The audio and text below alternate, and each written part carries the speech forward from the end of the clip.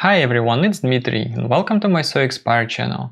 So as some of you may know, I'm going to leave the Hamburg this summer for München, and I'm kinda growing nostalgic to the city, and this is why I started buying books with the topic of Hamburg, like photo books. And this first book that I would like to introduce to you is Peter Haefcke, Bahnverbindungen, which means like train connections. And Peter shot this book all around the Hamburg, and not only on the train stations but also on the subway and like everything which is around the trains basically, and people and stations and stuff like that. So one of the reasons I actually also started buying books is that I want to print my work more, and I just want to learn how people arrange the work, like how pictures work with one another, or maybe there is no particular order at all, and how they actually arrange the series of pictures on the same topic. Yeah, so and which topics they basically choose. So this book I really like. It's good quality paper and print. So let's start. And I already made some bookmarks here. So as you can tell, paper is really nice.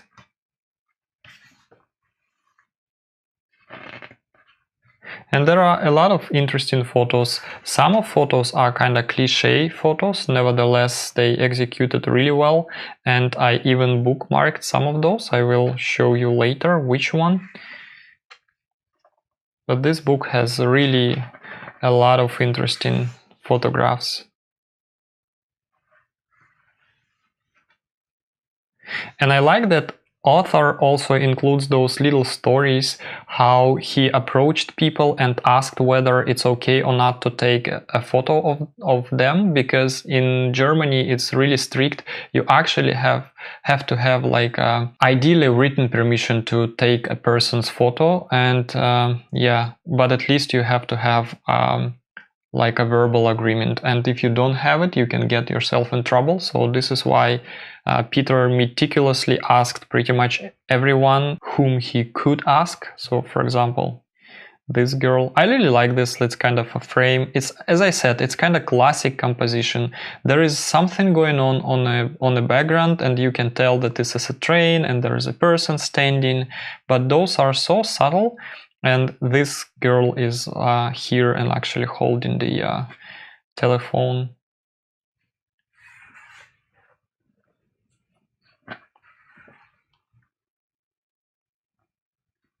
For something like this, you actually don't need a permission because it's really hard to identify this person from this picture. But still, if this person would recognize that you made the picture of him in this particular situation, yeah, maybe he would ask you why and where you're going to use this picture.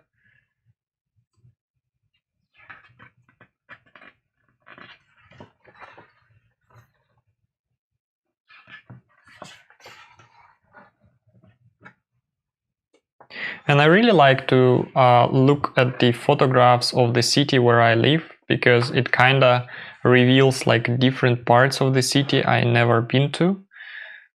For example, I've been on this street, but I would never encounter such a you know, place.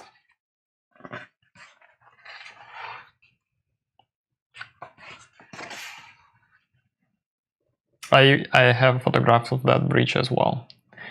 It is actually the title photograph of my channel. It's actually a really cinematic place in my taste. I'm not going to show you all the photographs, but just like for you to get the understanding. That's one of my favorite subway stations in the city, because it's actually like on the bridge, and there is like a lot of steel and glass, and it looks so steampunky.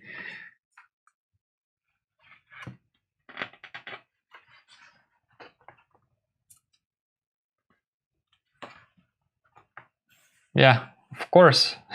Of course I like this picture. It's a title picture of this book, and I really like that this face of this girl, and she spotted the photographer and looks at him, and then there is also a smaller face looking at us from this magazine.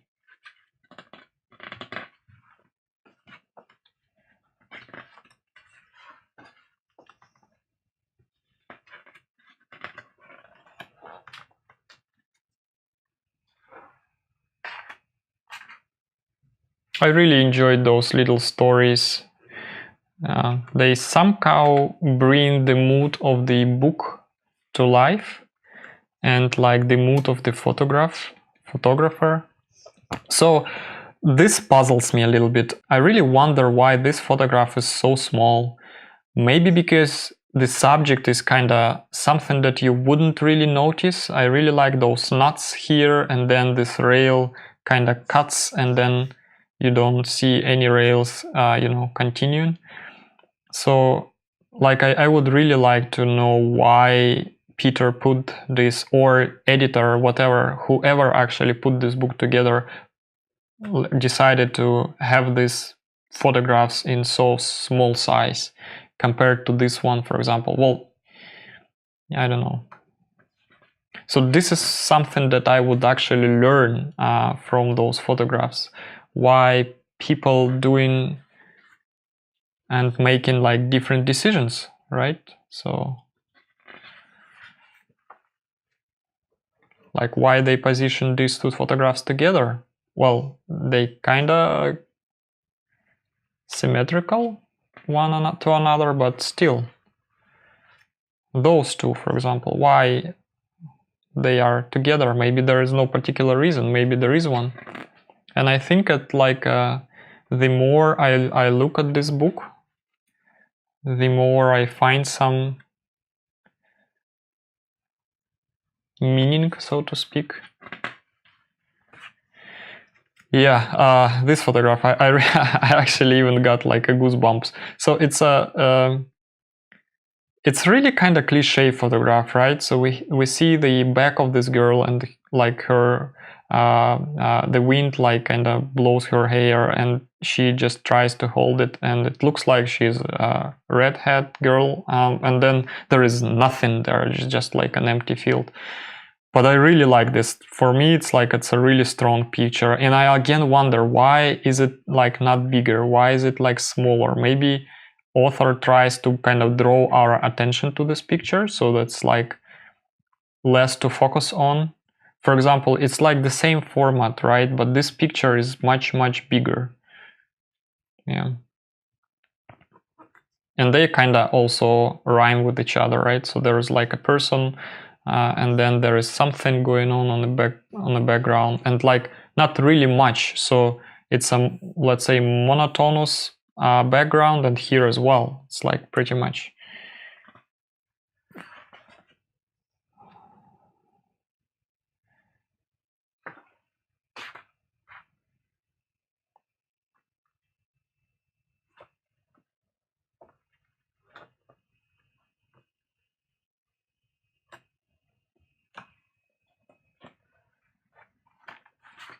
Yeah, this photograph, I really like how he captured her to be framed by this door, which kind of, also lifts her up and like creates this interesting contrast.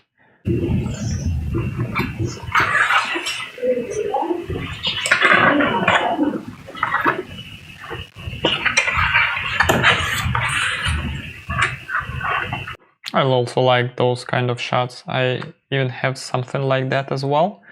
I like how windows kind of naturally frame people. Actually, the train, like from the side, looks like a film strip with photographs, isn't it? Yeah. I mean, again, this is like so simple, right? This mosaic glass kind of pixelates this girl in there, and you actually just have to stand there and wait until someone you know, is close enough, and then you take this picture. But I really like this shot.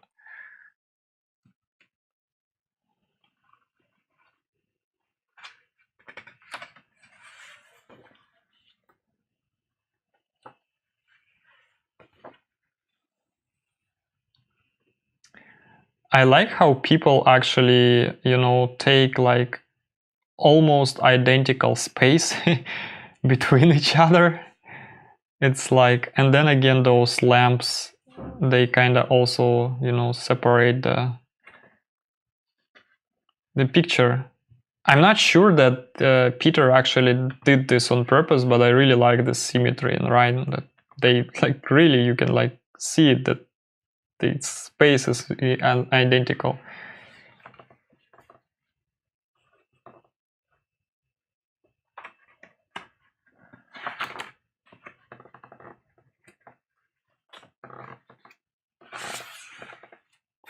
Yeah, and so this is something I also look in those books, right? So it's like the same place, but different people.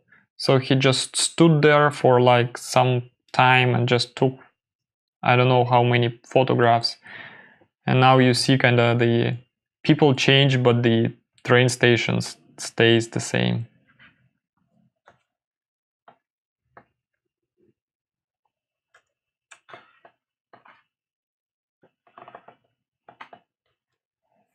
Yeah, this photograph I bookmarked because I really like this kind of symmetry.